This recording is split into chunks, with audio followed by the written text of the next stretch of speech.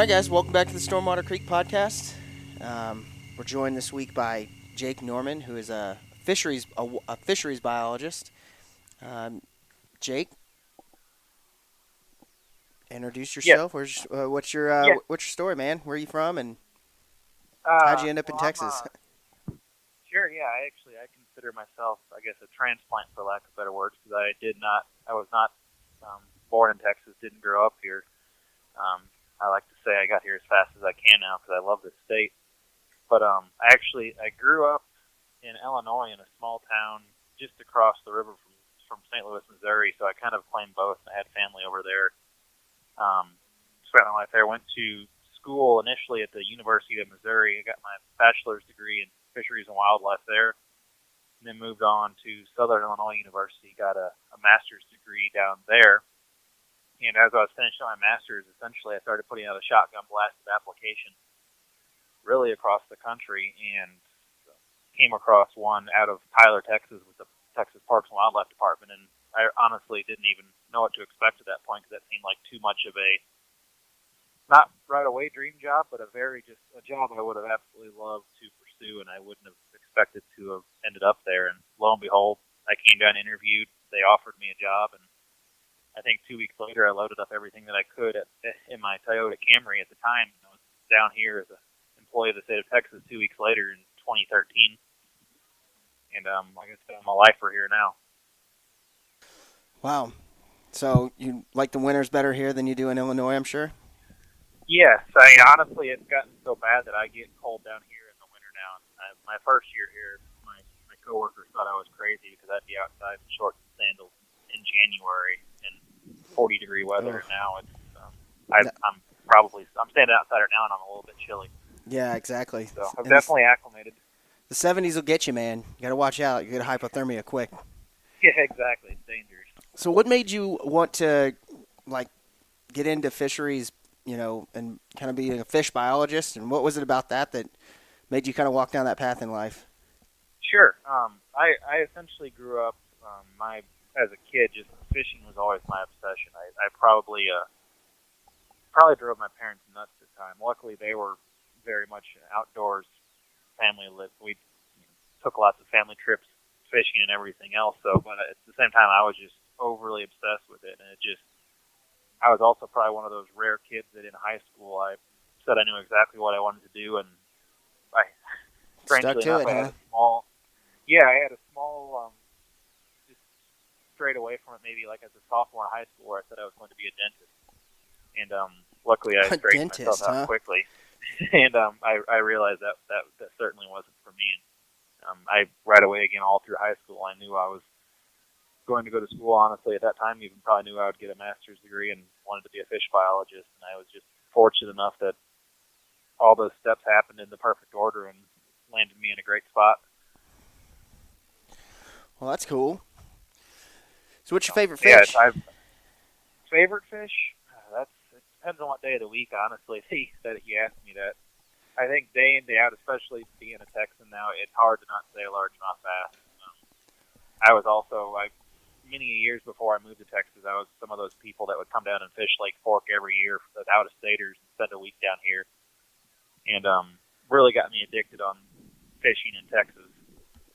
I used to do a whole lot of fly fishing for trout and different species. I've always been a big crappie fisherman, but I think day in day out, it would be hard for me not to say largemouth bass. It's just still probably my obsession. Yeah, crappie is that's my Yeah, weakness. and I kind of change, I think, through the seasons. There's certain times of the year that it's just the crappie are going to cooperate for me, and they're more predictable, and I know I can catch them, and my freezer's probably getting empty, and I really get on a crappie kick for a while, but so I can't fault you there. No. So I guess I think the biggest thing I like to do on these types of things is just kind of start at the first of the year, right? So kind of Sure. if we look at the year starting in January, so Mm-hmm. those first couple months of the year, what are fish doing in the early part of the year there, and how are they moving, and what's kind of happening in the first 2 months of the year? Sure. Really, for the most part, and this varies year to year a lot because well, the bipolar weather that we have here in Texas. But especially in January, those fish are still pretty much all species, especially your crappie and your bass, the more popular ones that people pursue. They're really still in a full wintertime pattern, and a lot of those fish are out in some of the deeper creek channels and deeper areas of our reservoirs. That's where all the forage is. They're still just out there chasing around primarily big balls of shad and other things that are really kind of hunkering tight to the bottom quite often, because that's actually where the most comfortable water is for them that time of year. And they're pretty lethargic, but they know things are about to get moving, so they're starting to think about feeding more actively. But for the most part, especially in January,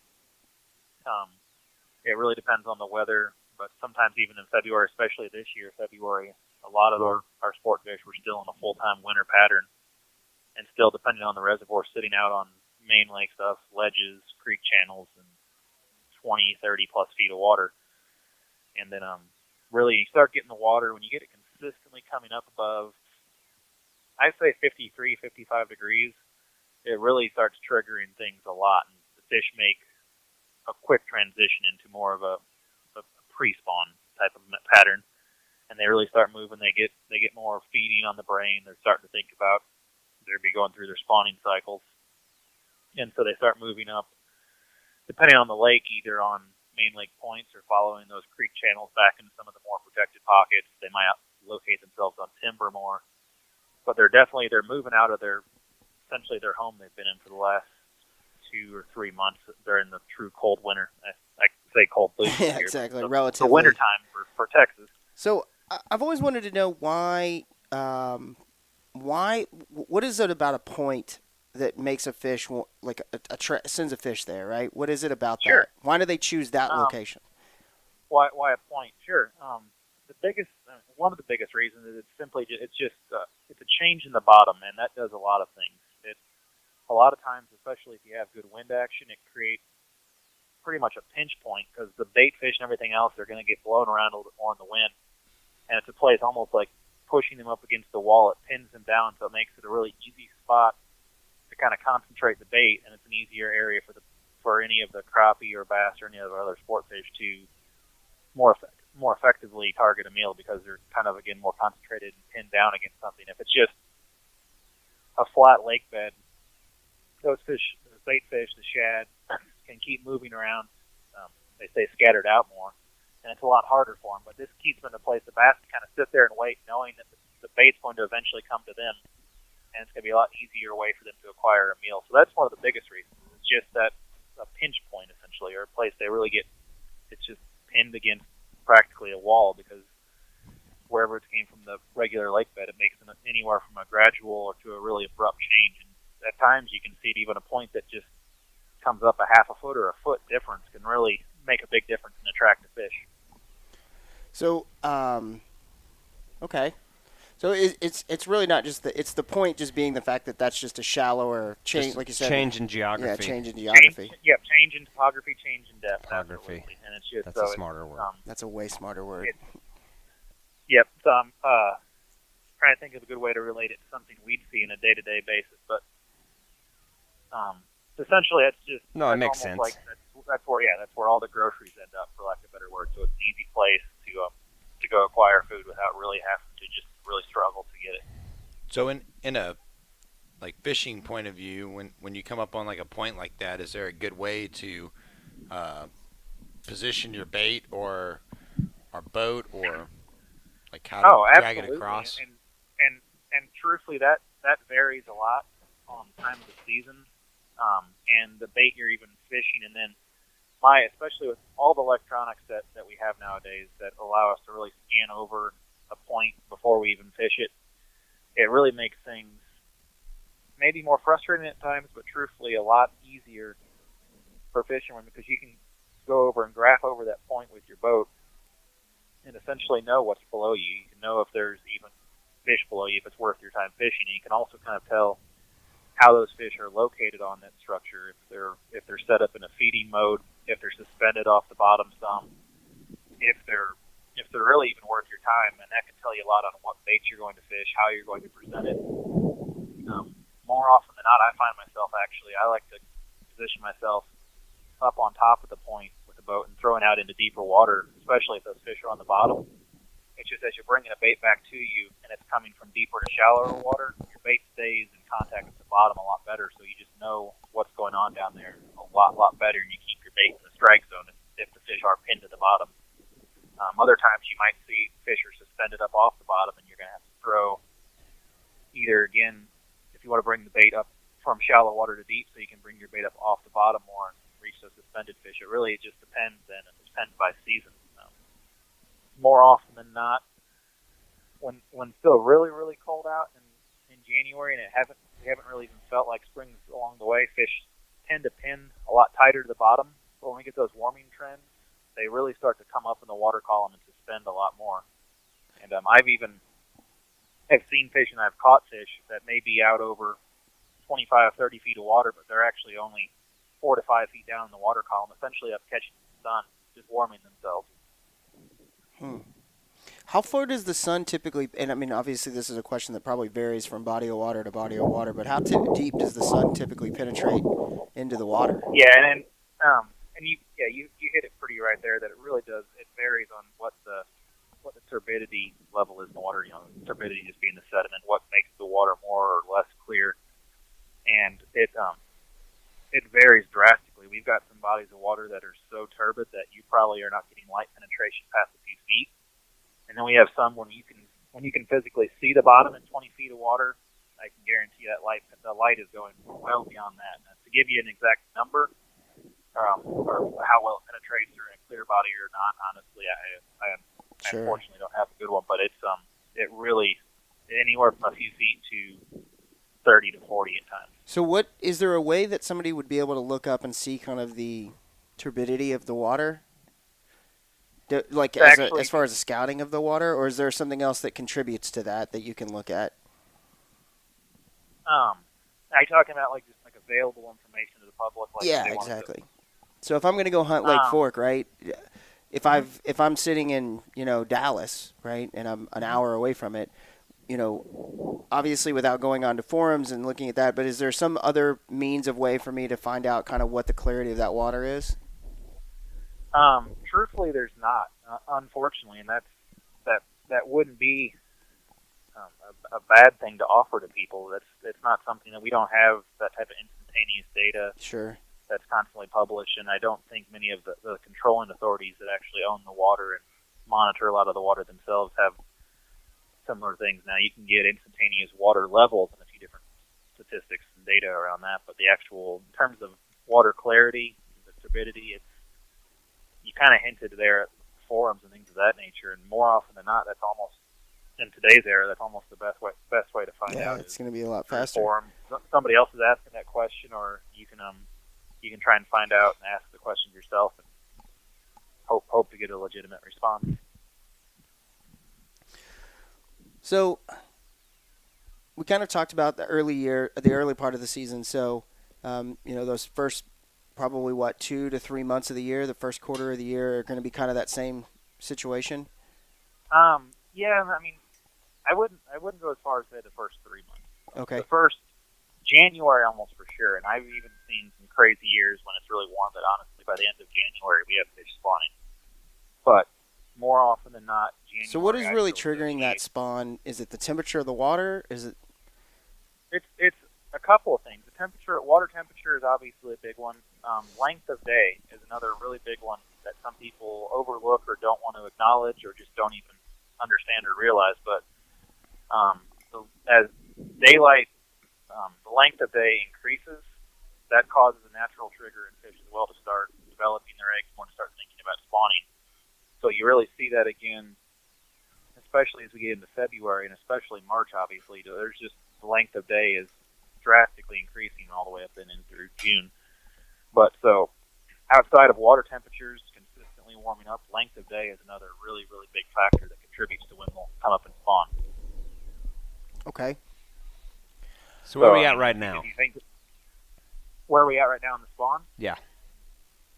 Truthfully, and that's around here, right where I live in Bullard. My office is in Tyler, and we manage lakes all over. Lake Fork being the biggest one, I'll use Lake Fork as an example. There are fish in every single stage right now, and they'll remain that way for a while. If we focus on crappie, I would venture to say the crappie spawn is probably winding down. They pull up a little bit earlier than bass more often than not. I've seen crappie spawning in as cold as 53-degree water. 55 is often a pretty good cue, and by 57, 58, they're really getting really up on the banks, hot and heavy. So I would venture to say the crappie spawn in that area and this area around here is on the back end. As far as largemouth bass, it's definitely right in the heart of it right now, but it's nowhere near done. A lake like Lake Fork, for instance, it's amazing how long the spawning season lasts on Lake Fork. I'd say on average you have a month and a half of pretty heavy, intense spawning activity for largemouth in that lake. So I would say right now we're every bit of halfway through, but there's going to be fish spawning well through May on Lake Fork and that surrounding area. So what about with like the amount of rain that we've been getting? Does that change? I mean, obviously that typically will drop the water temperature, right? Or does that really have not much effect on it at all? Oh no, especially a cold rain, which seems to be what we have more often than not this time of year. They definitely can drop the water temperature, and again, they can change the water clarity. They can increase that turbidity again, and all of those things most certainly impact the spawning behavior of fish. And it really depends, I would say, a lot of times on how far an individual fish is along, if it's really committed to spawning, or if it was just starting to pull up and be ready to spawn. That will really determine on if that fish stays there and continues its spawning process, or if it actually backs out and waits for the conditions to improve again. If you have fish that are just really committed, ready to spawn right then or within that day or so, they're probably going they're probably going to go ahead and do it anyway. But if there's a fish that is still truthfully not completely pulled up, committed to a spawning area, but it's thinking about it, and we have these big rains come in, the water temperatures drop, the turbidity increases, the water clarity isn't as good, most likely that's going to delay that fish, and they're going to sit there and wait until conditions kind of start to improve again, until you get more stable weather, until the water temperatures start to rise again, and then they'll be right back to where they were. Yeah. Yeah, I've been in the creeks and things like that, and I have not had a lot of success right now. So, is that a lot of those fish move up those creeks just kind of the same reason they go to a point, or? In the fish in the creeks, there can be several reasons. Sometimes those creeks actually warm up faster because they're shallower. Okay. At the same time, if you get a lot of heavy rains coming in, those temps are going to drop off, and so they're going to have colder than average temps coming out of that, and so that can move fish around.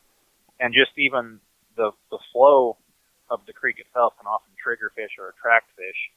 So that's another reason fish will move into the creeks, is they just sense that flow, and it's a whole essentially food chain right there that's kind of stimulated. That flowing water is going to attract smaller bait fish around. It's going to attract several different specialty species, which we haven't even talked about, like white bass. They're almost dependent upon flows for spawning and for reproducing, and it triggers them to move up into the creek spawn. Okay. So, so I know those white bass, like I was out with the casting net the other day just trying to catch some shad for fishing underneath a bobber, and, I was catching those little bitty white bass, like small, like minnow type sized. So it seems like they've probably spawned, and those are just those like, those little small guys that are just kind of hanging out, waiting to go back out into deeper water. Yeah, and if you're talking a couple inches or so, that would that's essentially has to be from this year's class from the white bass spawn, and that's typical because the white bass, like I said, we didn't even talk about them. They honestly, in most areas around here, they'll start spawning by mid-February if the conditions get right, if the water temperatures get up 55 or so. And again, they really like that flowing water in the tributaries for how they actually spawn.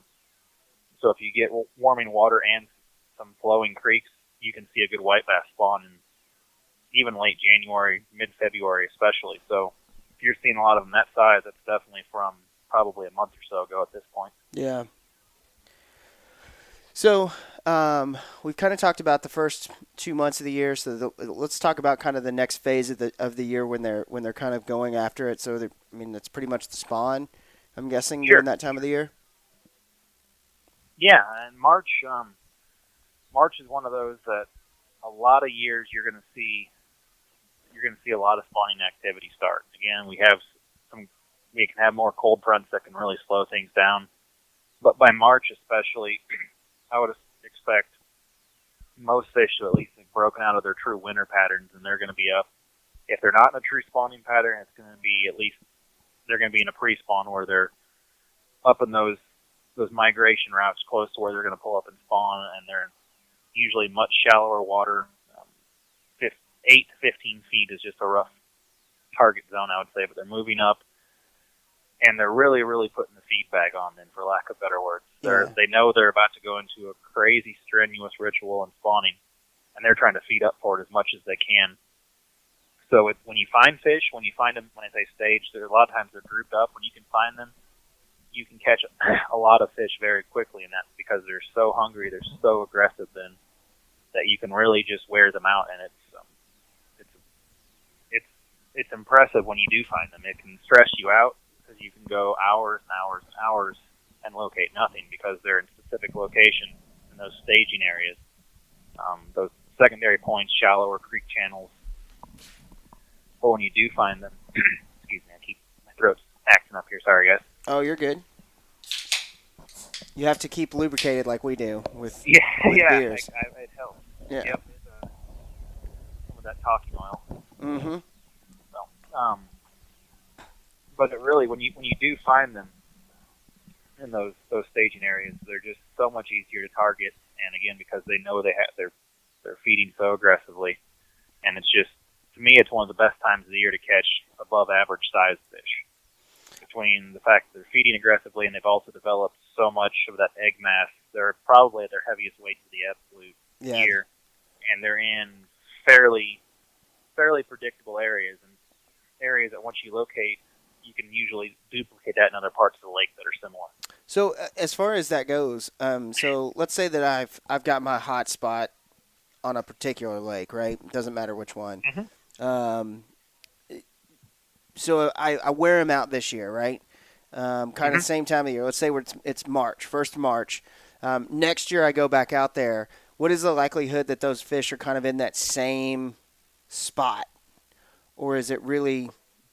No, pretty good, especially if another key factor with that we're kind of cursed with in Texas is water levels. If you have a similar water level to the year before, there's a very good chance. Now, it might not be within that exact same week from a year ago because that's, again, to depend on what stage they really are in, but I could almost guarantee you if you found a good concentration of fish on a piece of structure, a point, a creek channel bend, a drop-off, whatever it was, when they're staging up, most likely that same spot loads up with fish during the pre-spawn year after year after year, and the water levels are the same. And it might just matter, that the temps are a little bit different, or if you've had a colder year, it might delay it a little bit, or if it's been a warmer year, they might already have gone through there. And things like wind can really influence, wind direction, wind intensity can influence when they're there, how aggressive they are, but most likely it's repeatable year after year. So as far as wind goes, I've always been fascinated with, like, how far down does the wind affect fish, right? So on top, obviously, if it's, like today was like, what, I think like 18 or 19, 20 mile an hour winds here in Dallas. It was pretty rough today. Yeah, today was, and it looks like an ocean on top of the water. But moving down, I mean, how far down does the wind really affect the water? And that, you probably notice a lot of my answers, I give a lot of variables because that's just, there's so many things that influence. No, it's not a one-size-fits-all thing, right? Yeah. For the most part, you'd be surprised how far down wind can be felt, especially if you're in a large reservoir, some of our larger 15, 20, 30,000 acre reservoirs, and they're so wide open. Those main branches of the reservoir going through there, when that wind really gets rolling, there's essentially a natural current through that entire reservoir. So it's going to be not guaranteed top to bottom, but there's a good chunk of that body of water that has an actual natural wind current developed in it. Now, it's not nearly as turbid, it's not white capping, obviously, and just crashing down 15, 20, 30 feet of water, but that current is still felt. And that's another thing.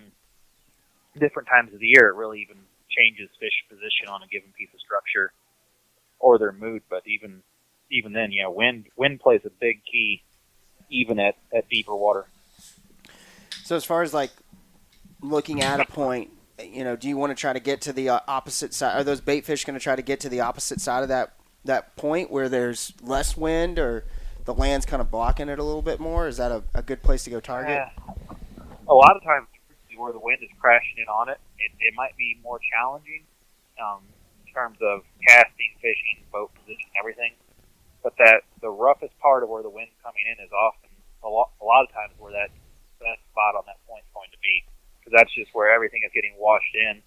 A lot of times at that point, if you have stronger winds, the bait fish they can't control themselves even a lot. They're getting tossed around some, and big fish will know that.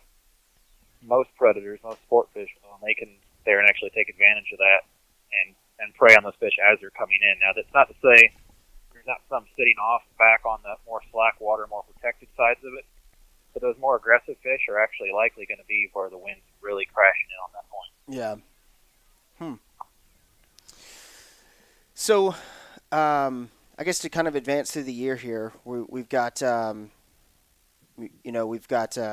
March we've gone through now. So as we move into like where we're at right now, like the middle of April, moving into May, what's happening in the water? Sure. And again, right now we're I'd say this is close to an average year. For the most part, we're sitting right in the middle of the spawn. Crappie are winding down, bass are still strong, move up further in Texas and probably just now getting started. And it's going to stay that way really at least through the end of this month.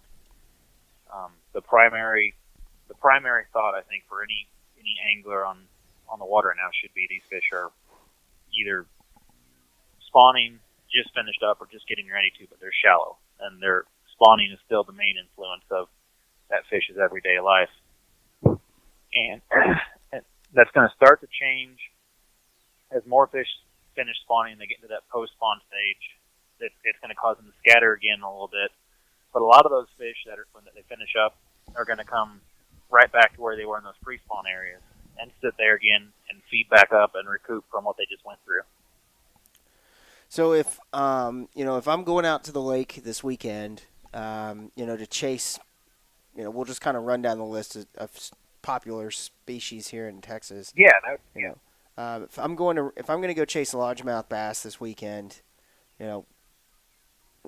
what's your recipe for success? Yeah, I would focus by this weekend. My mindset would still be almost 100% trying to find spawning fish. Maybe some that are still in that pre-spawn, but essentially trying to find fish that are up in those shallow protected flats where fish traditionally spawn. And just a lot of times, everybody has their own favorite different ways to actually go about catching them. Some people prefer weightless plastics, the Texas rig, a jig.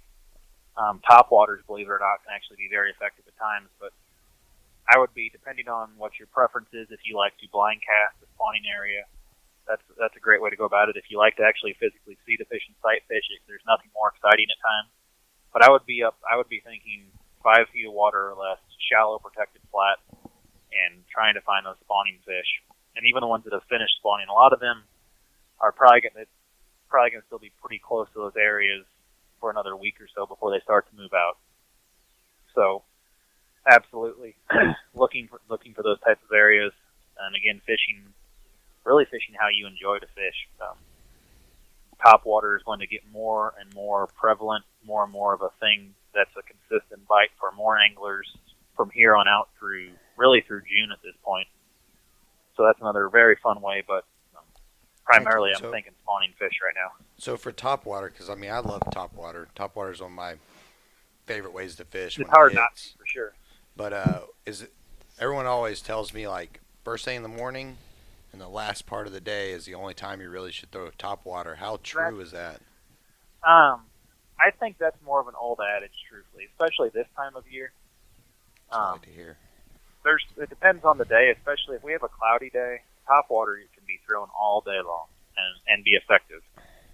Especially, as those fish finish up spawning, there's typically the males stick around and protect the fry, guard the fry, and the top water is one of those great ways to kind of quickly cover an area that was a spawning flat and locate those males. And usually they'll come up and just trying to attack or kill it to move it out of the way. But you can catch a lot of fish on top water during that time.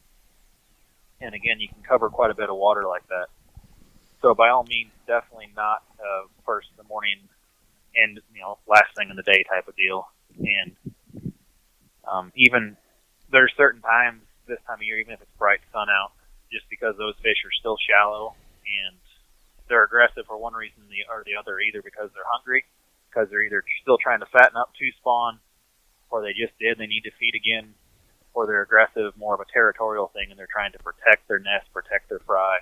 But regardless, the top water can be a great way to go about that.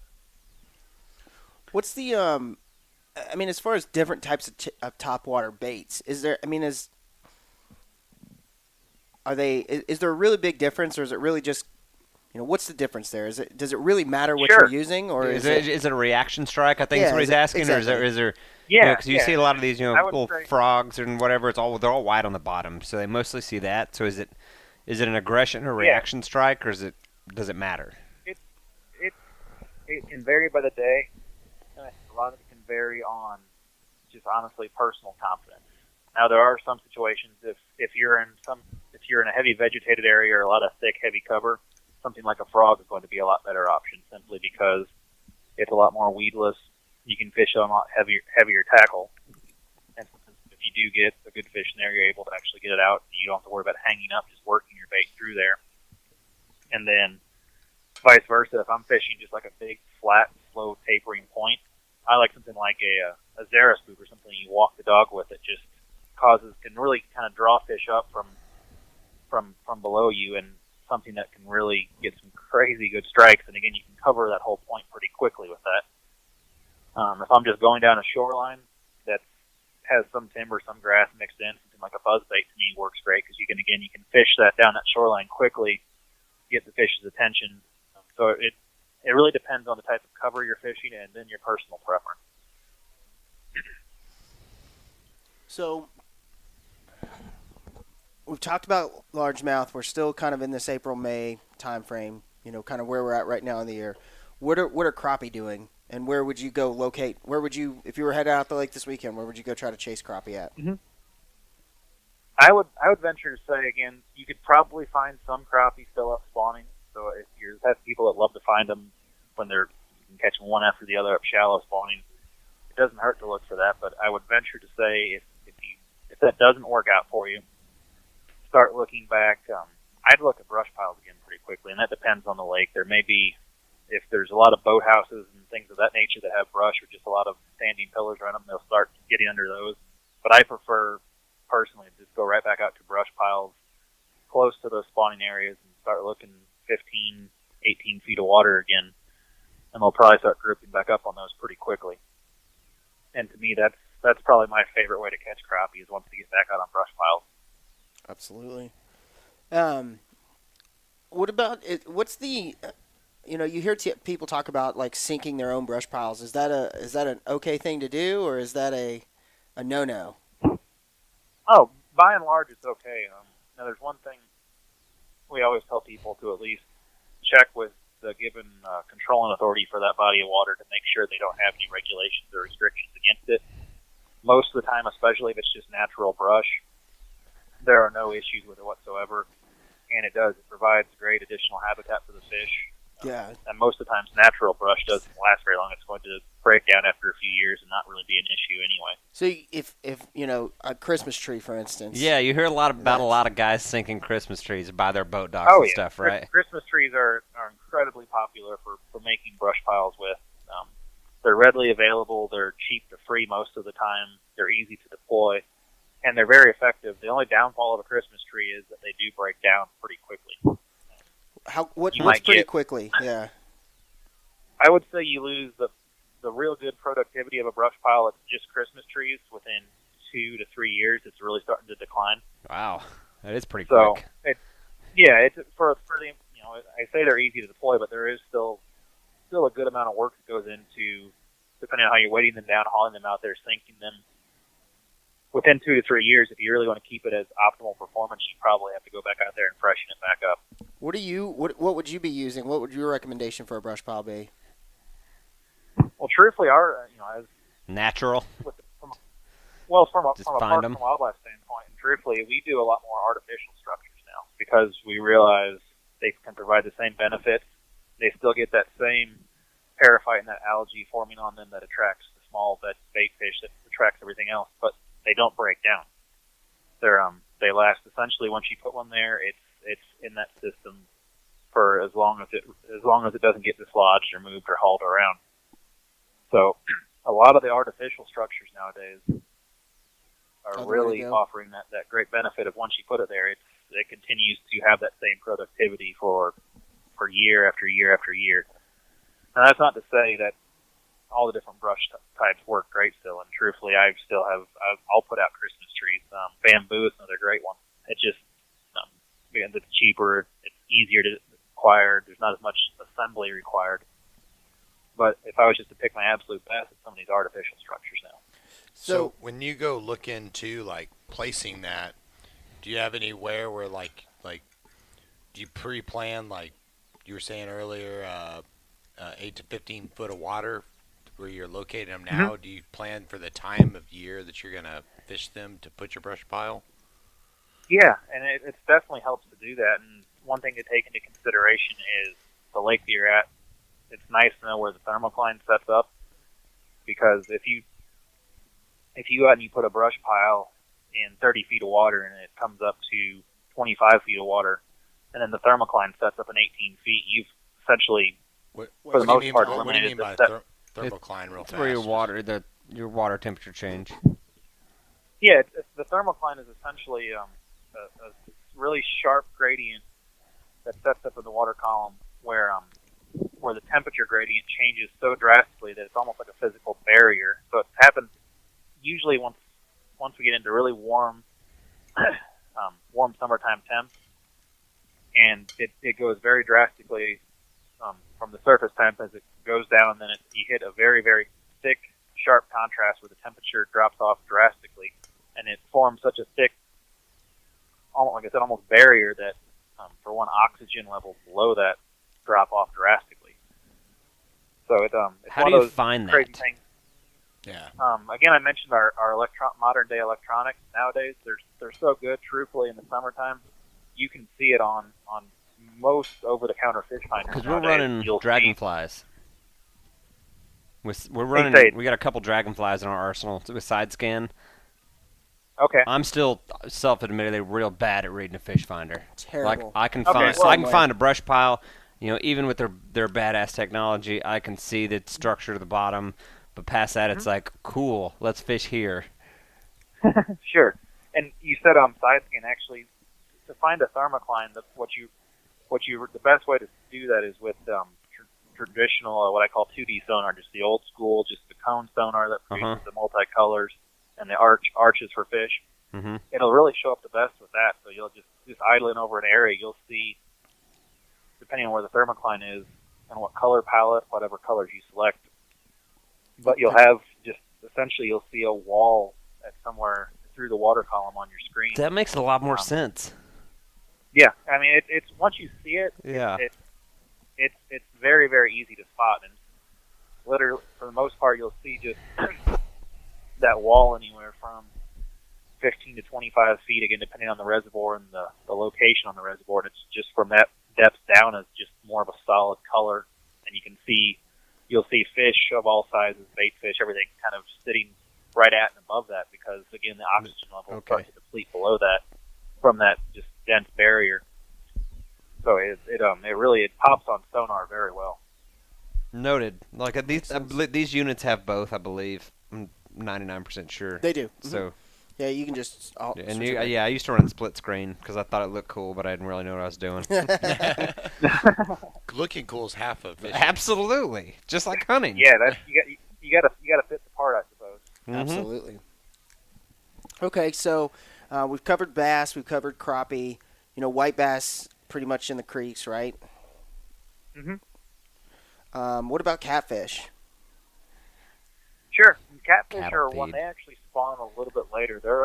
They need temperatures up, depending on the species, but we're 70 to 80 is a very broad span there. But they need temperatures for the most part over 70, really even over 75 a lot before they start spawning. But they'll start moving up now, just in those same, just like all the other species do, and they get out of their wintertime haunts, winter habits, and they start when they're in a pre-spawn mode. They're up typically moving up shallower, be that again brush piles or points or creek channels or whatever it is, and they'll start feeding just like everything else and really putting on the feed bag, as I love to say. And as those water temps get at around 70 to 80, 75 is a good estimate.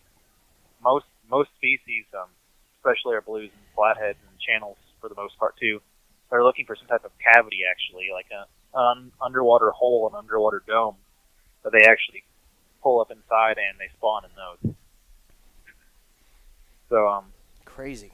That's why people go. Yeah, Noodling. Noodling. There you go. Yeah, exactly. That's why when people are noodling, I mean, they're actually finding these cavities where these fish have pulled into to spawn, and they reach their hand up in there, and then again it's a territorial thing. So those fish that are in there are responding because they want them out of the territory. That's a different breed of human being No that way. does that shit. I'm not worried about the fish.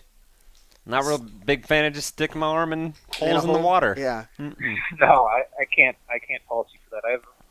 I have haphazardly tried it once or twice at best, and I just I don't have enough motivation to try it myself. You're like, why don't I just catch you on a rod and reel? Yeah, like I can drink Exactly. beer and Yeah. dip some stink bait. Yep, that's noodling is not for me, but there's some people that love it more than anything on this planet, and more power to them. Go get it, kid. It's a legal method. I can't fault them for it. A legal method. Yeah, it's no like none of us say that as judgment. It's just No. like I don't know, man, not my deal. And it's still illegal in just Texas. a little bit that I've done it. I don't think so. It made me very nervous. I don't know. Is it? He'd know. Yeah, What, is it legal in Texas? Yeah, it was. Okay. I remember the year it was made legal from our state legislature, and it's been legal for several years now. Okay, We actually okay. I thought I was so. part of a pretty fun study actually to evaluate the potential negative effects of legalizing noodling. We looked at Lake Palestine and tried to evaluate essentially if noodling was going to actually have a true population impact. I would love to see. Luckily, the results came out really good, and we realized that that there's even not with many noodling- people sticking their Hey, hand yeah, down in the exactly. water. The population percentage that's gonna just go stick in the arm in holes, and B. Yeah, we might Like we I might mean, have more humans with one arm now, but yeah, Yeah, which is the fine. population was- That's was fine. fine. There's too many humans Yeah. anyways. Yeah. Plus, I'd be afraid that you're gonna get like a 200-pound cat or something to suck you underneath. Alligator if you're too I far know, out east. Palestine's it's good incredibly news. rare, but there have been a few, I think, fatalities. I don't know about in this state, but I think in Oklahoma, I mean, people have in fact died from noodling, but it was more of they're in an unstable shoreline or habitat around them, and as they were in there, something around them shifted and pinned them underwater. Yeah. Yep. Ugh. So not for me. Nope. Nope. So I have a question for you, being a biologist from the East Texas area. So, Sure. Caddo Lake, does it have a does it have a What's pretty about to big come out of his mouth? Does it have a pretty big population of alligators?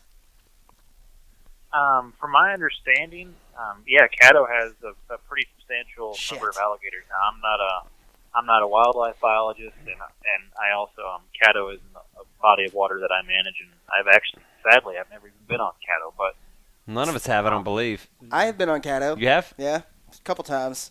No alligators. Because we were talking about It's going to one duck that- hunt. So we were talking about going to duck hunt there because we're all big duck hunters. My thought is, hell no, because we're standing waist deep. I mean, I get it's cold. They're not going to be as active. I'm not even thinking about taking the dog. Like, I just don't think it's necessary. What do you think about that? Well, like again, that's I sadly am not real educated about alligators. I wish I was. I know that.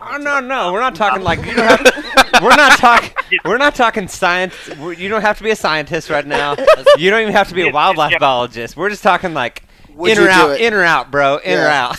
Oh well, I mean, I can tell you as I used to duck hunt a lot more when I lived in Missouri and Illinois, but it's something as I moved down here, the thought never used to cross my mind whatsoever because I was a lot of times standing in a dang lake that was frozen over and I was standing in freezing water when I used to duck hunt.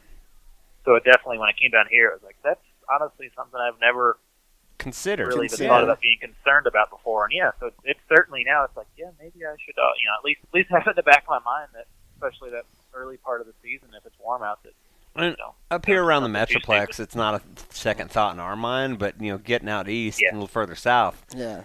There's more Abe asked you that because him and I had this exact discussion the other day, and I said, hell no. I said, if we're staying in our kayaks and paddling over to each duck to retrieve it, maybe. I ain't worried about it. Do you have any? I mean, do you have populations of alligators on the lakes you do manage? I know. In terms of actual population numbers or anything, no. I mean, we do have. I mean, there's. You've seen them. That's all I'm asking about. Really, more than anything. Yeah, I've. Lake Palestine is one of the few lakes I have actually physically seen an alligator myself on. Oh. They're on Lake Palestine, but. You said I took my headset off for a second. You said what about Lake Palestine? Seen alligators. No, it's one of the few reservoirs that I've physically seen an alligator on myself. Since I've moved to Texas. My grandfather had lived on that lake, and as a kid we'd go jet ski there and everything. I definitely fell off jet skis a bunch. I'm super happy I have all 4 of my limbs and all my digits. Oh, that's a lot of people worry about alligators. Yeah, I mean, I'm sure jet skis will run them off. And the one thing I tell people when they talk about that is, how often do you hear about someone in Texas being attacked by an alligator? Not very often. They die when they get attacked. You never hear about it. Again, I've only physically seen an alligator in one, but I can pretty much vouch. There's a lot of our East Texas lakes. I mean, they're in there. They just are. Even this, Lake Tyler, Lake Fork has a lot of. I think they make as far west as Tawakoni. Fork's got them. That's like right next to Tawakoni. It wouldn't. I mean, it wouldn't surprise me. I would imagine there are. And actually, Tawakoni is one of the few places I have duck hunted. So I've probably been standing next to some alligators myself. I've lived to tell about it at least. Austin's done duck hunting at Tawakoni. You've done your job, sir. There's one less duck hunter on Tawakoni this year. It's all you, my friend. Knock them down. That's all you. I'm going to go hunt in Canada. Yeah, I don't duck hunt anymore. Yeah. It's been fun, boys. So we've kind of covered through April and May. What happens kind of starting through these hot summer months when it really just gets cranking hot? What are the different types of fish doing? Sure, and that's a lot of fish again start to move back out to deeper waters. And that's going to vary lake to lake. If a lake has a lot of good shallow water vegetation that can really almost provide a shading canopy for them, a lot of fish will actually stay pretty shallow throughout the summer. But by and large, a lot of fish start to move back out to some of those main lake and just deeper structures, be it point, timber, brush piles, humps, all kinds of things that are out off the bank that are down deeper again, where they're above that thermocline as it sets up, but they're at a little bit cooler water temps. It's a little bit more comfortable for them, and they really start to school up again quite often. So again, it can make them, once you locate them, a lot of fun to catch. Excuse me, clearing my throat again. No, you're good. But they're finishing up from the spawn, and their metabolism is getting higher and higher as the water warms, so they have to eat more and more. So a lot of times you see fish group up and really just feed super, super aggressively, so much that catching one fish. Sorry, I was having to talking to my wife there for a second. We're dealing with a 14-month-old as well. So. Oh no, I totally understand. No apologies to us. Yeah, you're good. Yeah. But they can get so aggressive, and as they school up, it's just like one fish getting caught, and the other fish around them, when they see this fish going crazy, triggers them, and they get aggressive and they get excited. Just catch them quickly, one after the other. And you really see that, really, especially May and June, and even into July. A lot of times, are some of my favorite times of the year to fish for that very reason, is that you can locate them in big schools, big aggressive schools, and theoretically there's a few less anglers out there because the temperatures are rising, and it really is some of the better time of the year to fish. And I say, a lot of times I tell people, the hotter it gets, the brighter that sun gets, the more intense the UV feels, the better the fishing can potentially get if you're crazy enough to stay out there. Yeah, get yourself some good cover. And yeah. So, as far as those types of months when it really gets bright outside, I've always heard a rumor that crappie have a tendency to hide in shade because of their eyes being sensitive. Is that true at all, or is that one of them wives' tales? That's for the most part a wives' tale. Okay. Among others, I've heard a lot of those crazy things relating to eyes myself, and for the most part, no.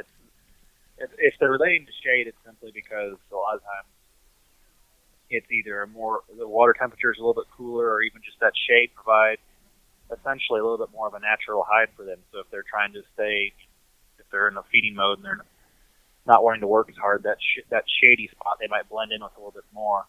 So it's just a natural cover for them. It's more water temperature and just a natural hide. So versus shade as a whole, just not deep water, but underwater structure above the thermocline. Yes. That's a safer gamble than shade, and just if you had to pick one.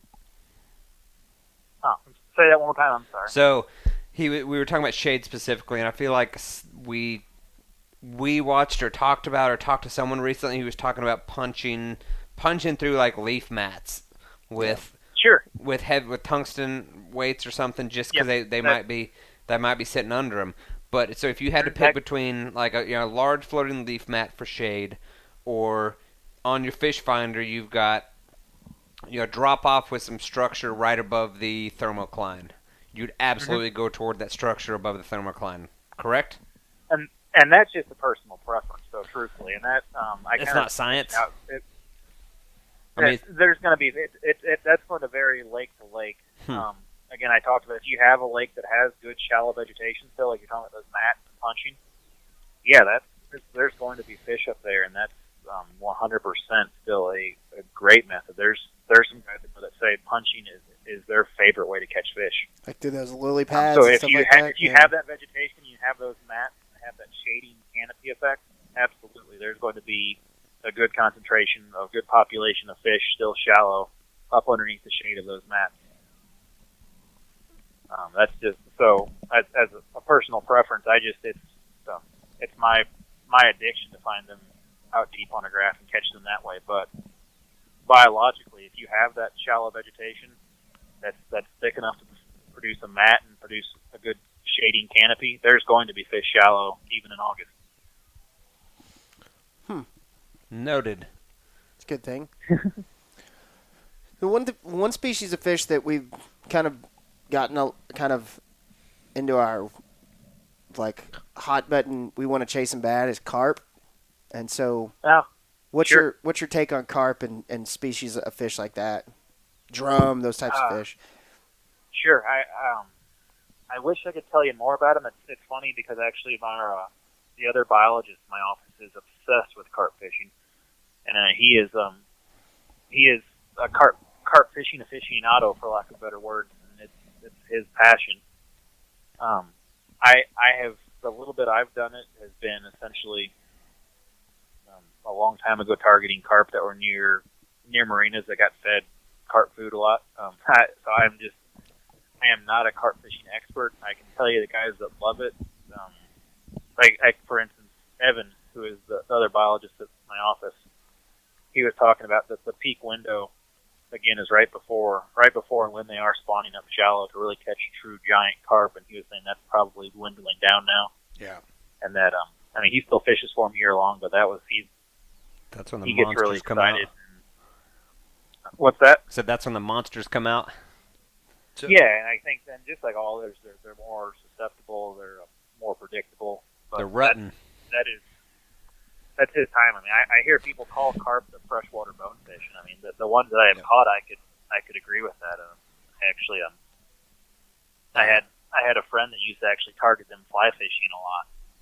That's what we're doing. That's what we're after. Yeah.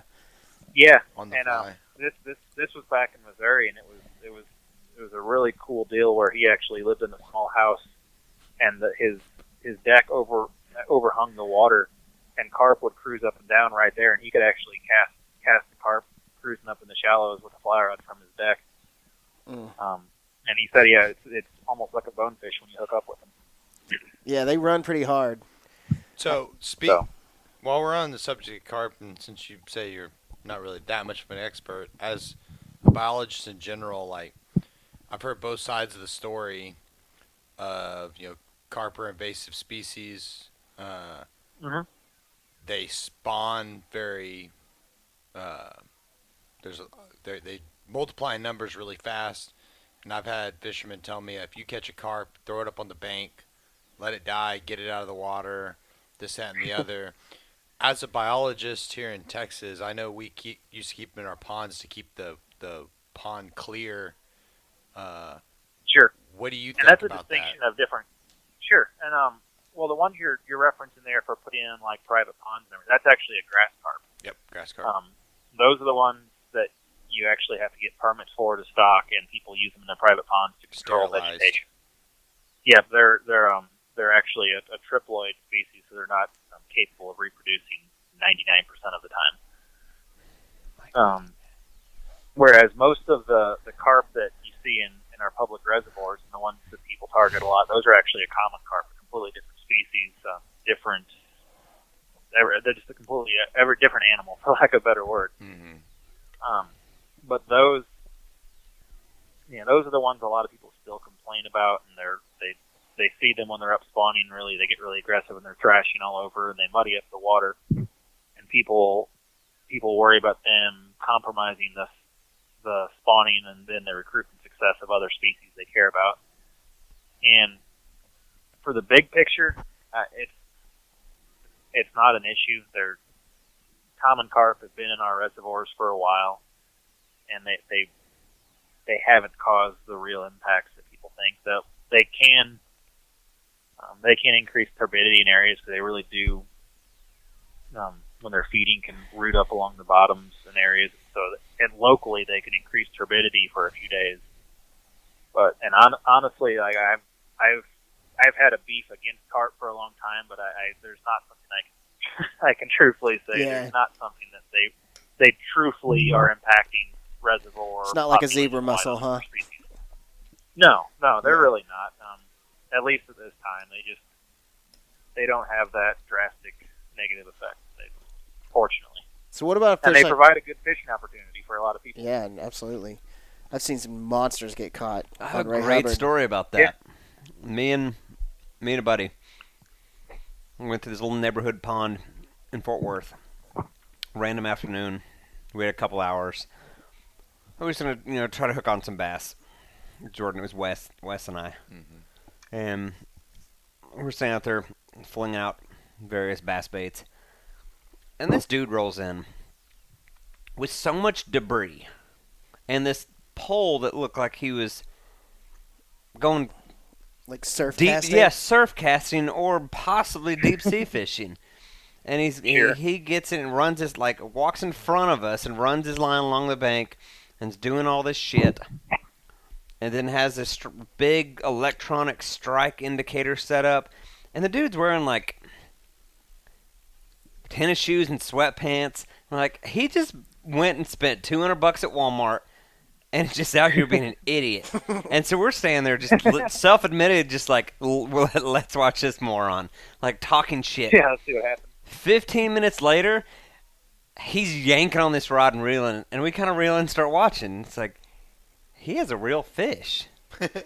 And he ends up needing our help to get this carp on the shore. I swear to God, it was over 3 feet. Oh, yeah. And this is the neighborhood pond. After that, we're assholes. Yeah. He rolled in with a purpose, knew what he was doing, and yanked this thing out of there. And then it he was left. Amazing. He strung his stuff back up, and after that, we were like, nah, we're done. We got nothing. Yeah, eat that crow. Yeah, so we're assholes in this situation, standing there talking to each other look at this idiot. He's gonna catch a shark, I bet. Yeah, exactly. Guy's gonna catch redfish. Does your buddy who chases carp a lot? Does he eat them at all? Because I know in Europe, carp are a huge game Catch fish and and game fish, and they eat some, but he just catch and release. Yeah, yes, and that's most of the carp fishermen that I know. They go to crazy, honestly impressive measures in terms of fish care to keeping their fish alive and releasing them alive, and that's kind of their thing, I guess. They really Texas version of a trout really fisherman. go above and beyond. Like what the rest of the angling community does in terms of fish care and catch and release, it's nuts. It doesn't touch what carp anglers do a lot of times. So that brings up a great question. Are they sensitive to that, or are they just very careful? Because I feel like, my opinion is probably 100% wrong, but I feel like carp are half tanks. Yeah, and that again, I don't really, I couldn't begin to talk about the biology of carp or what their tolerances are for handling. I don't know without going out and trying myself. Truthfully, but no, that's fine. So, what about other fish? Unfortunately. What about handling of other fish? Like, if you're catching or releasing, bass.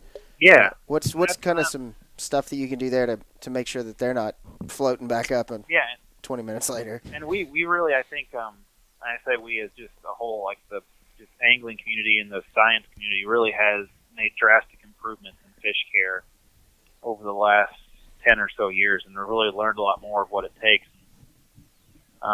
One of the biggest mistakes a lot of people still make, especially with a heavier fish, is holding it by its jaw and holding it vertically up and down, and that can really put so much strain on that fish and its jaw, and can actually break or impair its jaw. And you release it to swim away, it's just fine, but it struggles to feed well in the future, and it really can essentially starve itself to death.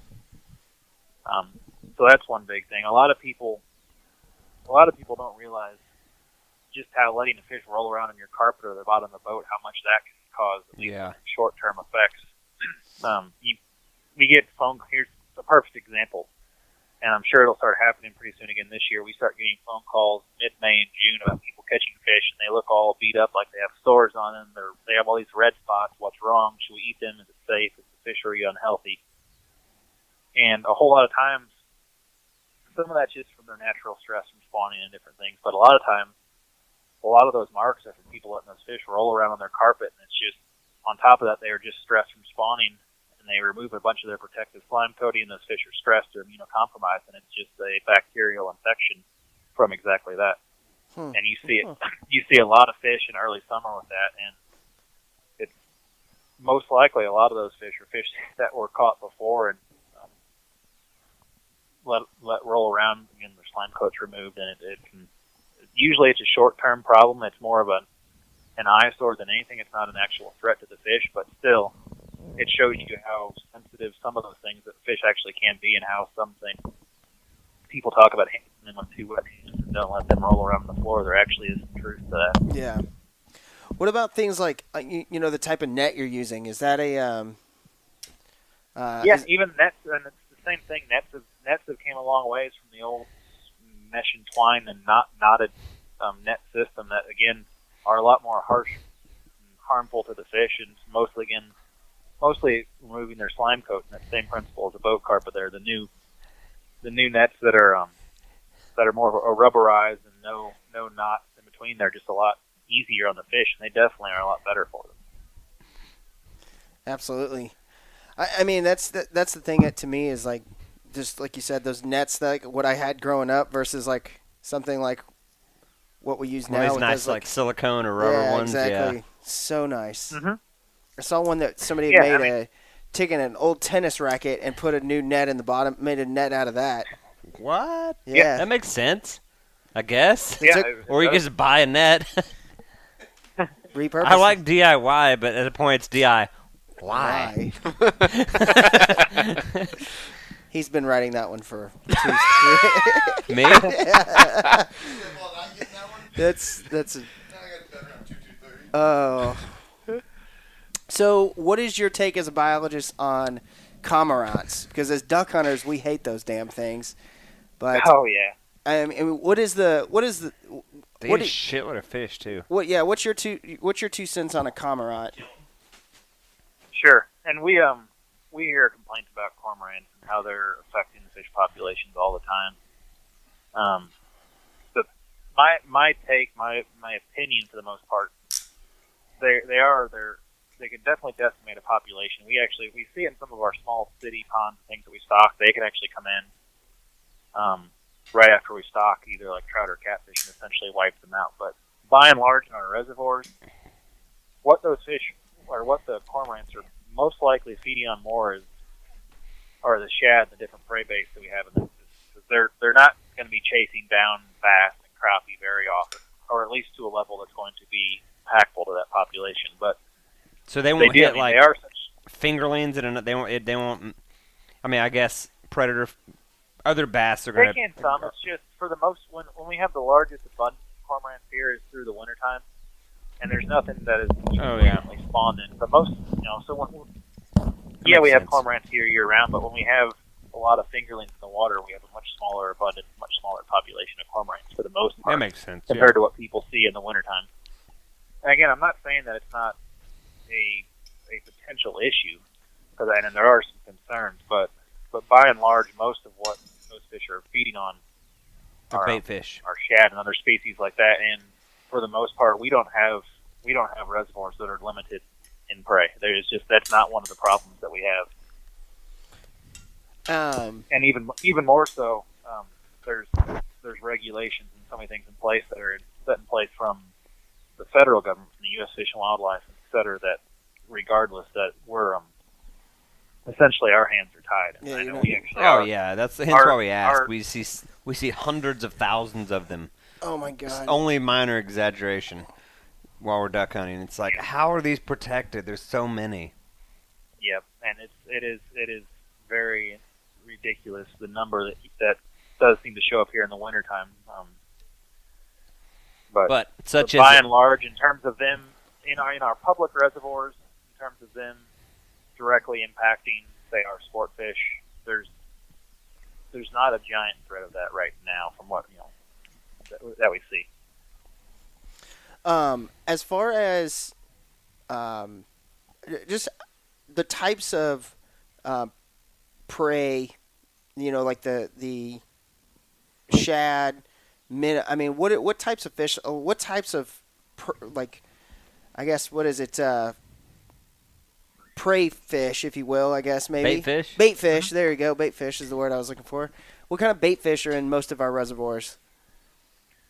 Sure. I mean, the primary forage in most of them, truthfully, are gizzard shad.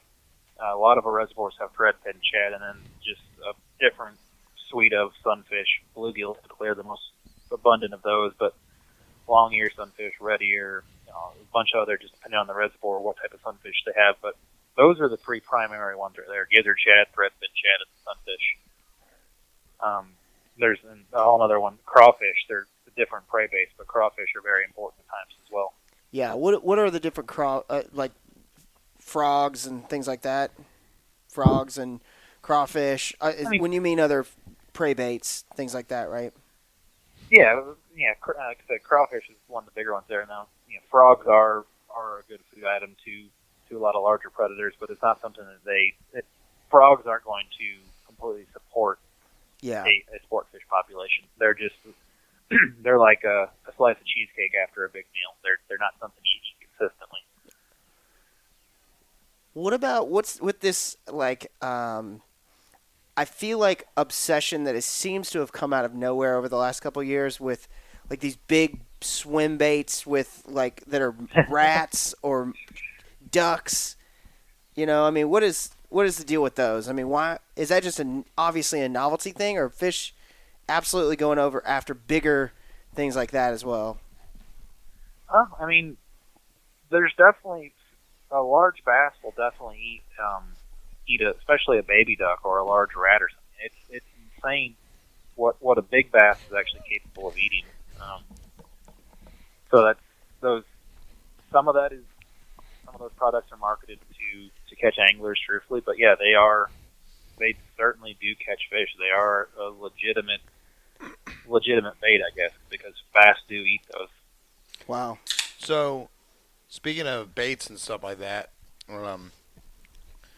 why is it when you're in a cloudier, murky lake, a darker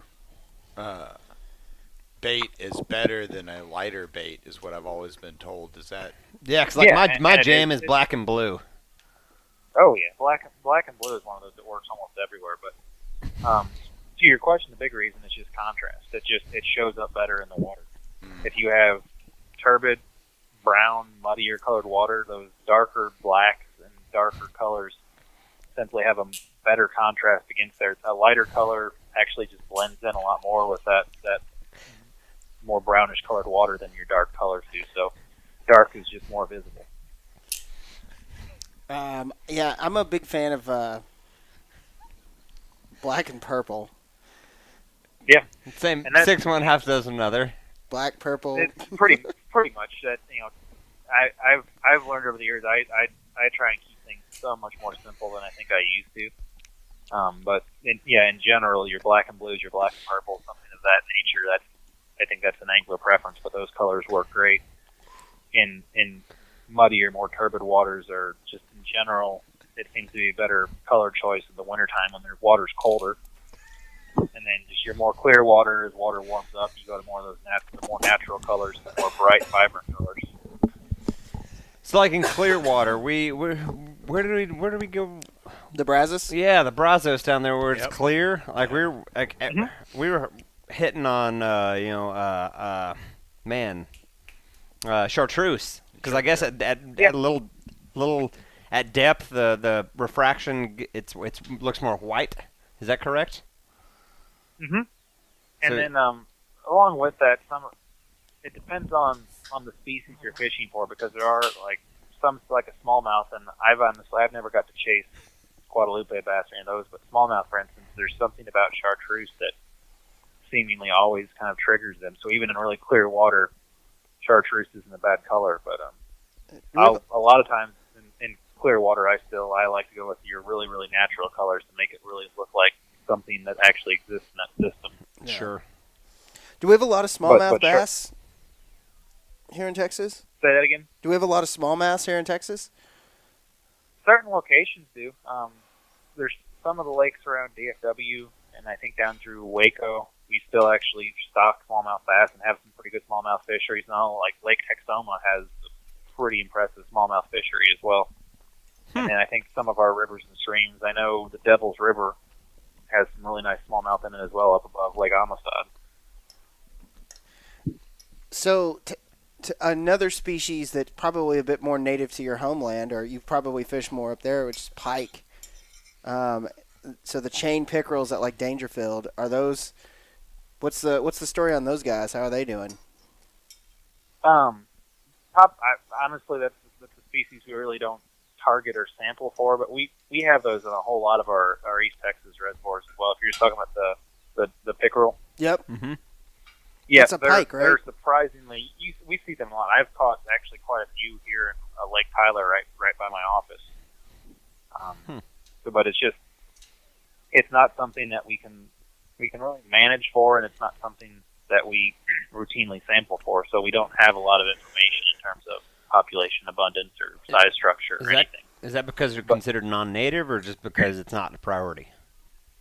Oh no, the pickerel that are here are native. Okay.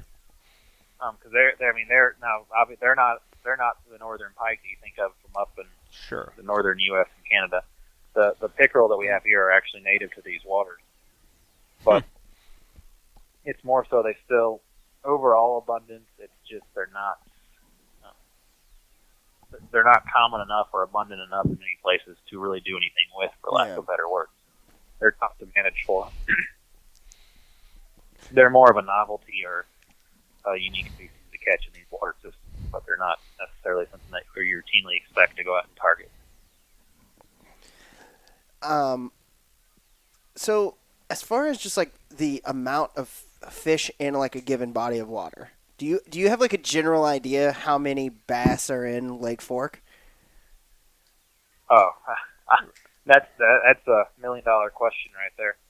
Or I mean, we all use just an algorithm. Yeah, I mean, or? how would you even how would you go about calculating how like how well the system is doing? What we typically do for most of our reservoirs, Lake Fork being no different, is we have long-term monitoring trends, and we can give an estimate of relative abundance. So we did, like, for instance, largemouth bass in Lake Fork, we monitor primarily with electrofishing surveys, and we get a CPW, catch per unit effort, and that number, essentially, with similar efforts, similar sampling methods, we can monitor through the years and monitor large-scale changes in that to know if the overall population from this estimate we have is fluctuating. But in terms of actually estimating a true number of fish, that's impossible. It's essentially yeah. You can go into more detail and do some mark and recapture studies to get a more refined estimate that way, but it's an estimate, obviously. So what would I mean, the most prevalent fish in Texas, what would you say what would be? Most prevalent? Yeah, the like, if you had to say they're most, like, out of all the bodies of water, what has the most population? That's tough. I mean, well, by asked sheer the hard numbers, questions. This is just a guess. By sheer numbers, it's probably one of our shad species. Probably a threadfin or a gizzard shad, because they're everywhere and they're in insane numbers. In terms of sport fish, it's probably would be one of our sunfish species. And those, I guess, technically aren't labeled as a sport fish. Going further, that's really a tough question. Probably. Yeah. I didn't mean to put you on the spot, man.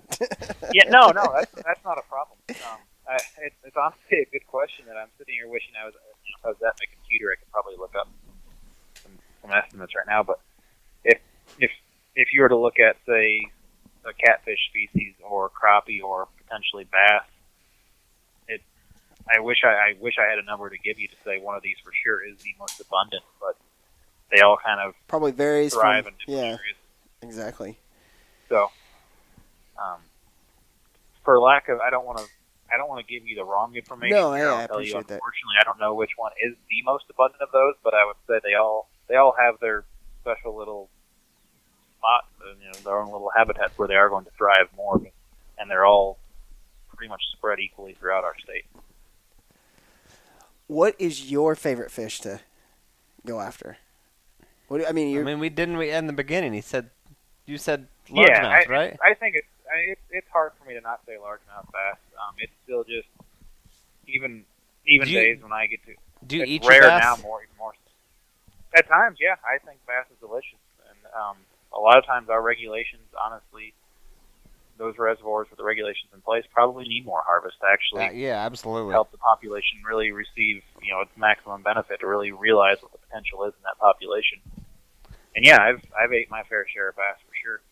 Yeah, and it seems like you get in these hardcore bass fishermen forum and talk about keeping and eating the bass, people lose their minds. But on the like you said, on the other side of the coin, like you got to thin the population some.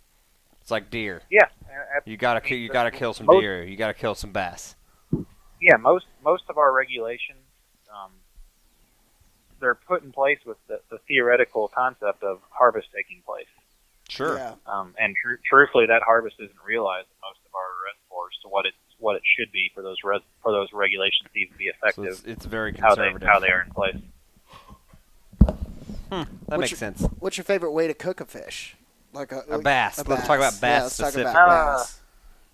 9 times out of 10, I'm probably going to fry it. Yeah. That's not to say I don't. I love it blackened. I love it grilled as well. So it just depends. Now, if I have like a bass or a crappie or something like that, most of the time it's probably going to be fried. Now I like to really put a lot of different seasonings into my mixture, but that's a whole different story. But church it out. Yeah, but I like it always. Blackened is probably my second favorite. So I'm all about eating crappie. Bass, really hit and miss, honestly. Is there anything you do special to, you talk about cat, if you talk about catfish. Make sure you get all the fat. You rinse it well. Bass, is there anything you can do? Because it's got the reputation of being kind of muddy and kind of soft. I know that's kind of just the texture.